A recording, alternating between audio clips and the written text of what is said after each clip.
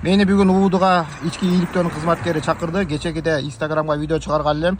Ал видеодун бир чекесинде ГАИнин дытып болгон машинасы тартылып калган эле да. Анан ошо тууралуу түшүнүк кат жазып, бир-эки суроолоруңузга жооп бересизби дегенден келип, суроосуна жооп берип, түшүнүк кат жазып чыгып кетип атам.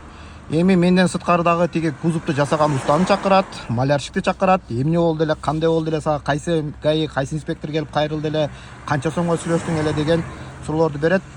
Кандай болсо ошону кагазга түшүрүшөт буларчы. Анан кийин эме ийгиликтөөсүн кылышат. Азыр бул жактын кызматкери айтты, муну биз ийгиликтейбиз же болбосо ГАИнин өзүнүн ийгиликтей турган эмеси бар ичинде дейт. Алар ийгиликтейт дейт. Мен сразу эле ачыгын айттым.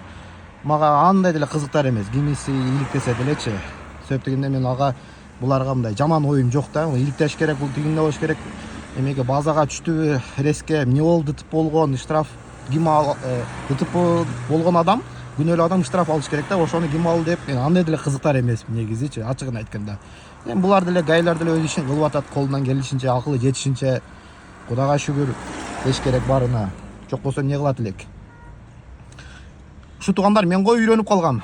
Мындан 2 ай мурун ГКМБга чакырышкан, ал жакта дагы түшүнүк кат эмеге суроолоруна жооп берип чыккам 20 мүнөтчү. Эми бул жерге ар 2 айда мамлекеттик мекемелер чакырып турат, же болбосо мамлекеттик органдар чакырып турат, түшүнүк кат жазып, суроолоруна жооп берип 20 мүнөт, жарым саат убактыбызды кетиребиз.